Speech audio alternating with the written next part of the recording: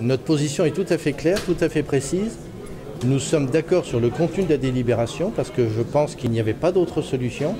La solution qui avait été envisagée fin juin 2012 était une mauvaise solution pour la collectivité car on abandonnait des terrains. Là, on acquiert un immobilier qui vaut, me semble-t-il, les 2 millions d'euros. Donc nous avons un patrimoine en contrepartie de ce financement. Nous ne donnons pas de l'argent à fonds perdu et nous allons avoir un loyer qui va normalement payer, couvrir l'emprunt que va contracter la ville du Mans. Donc la solution, elle est bonne.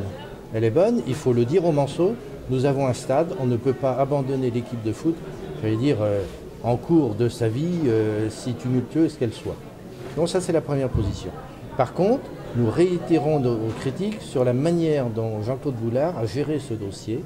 La situation du club était catastrophique depuis un certain nombre de mois et nous nous sommes toujours heurtés à son refus d'aller examiner les comptes. Je veux bien admettre que le Mans FC est une société de droit privé. M. Boulard a raison en disant « je n'ai pas le pouvoir juridique d'aller voir les comptes », mais il avait le pouvoir politique. Le maire du Mans, parce que nous avons investi de l'argent dans le stade, le maire du Mans a le pouvoir politique d'exiger un certain nombre de comptes.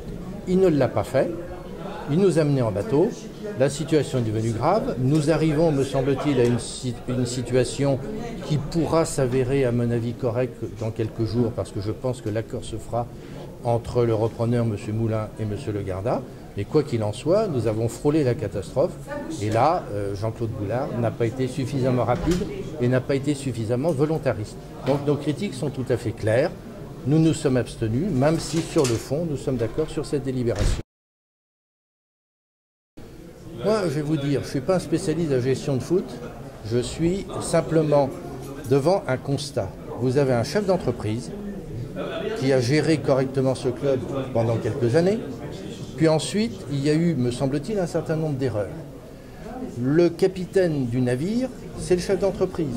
Bon, il y a des pertes, il faut que le Garda assume, je vais dire, les conséquences de ces pertes. Il faut changer, me semble-t-il, de dirigeant.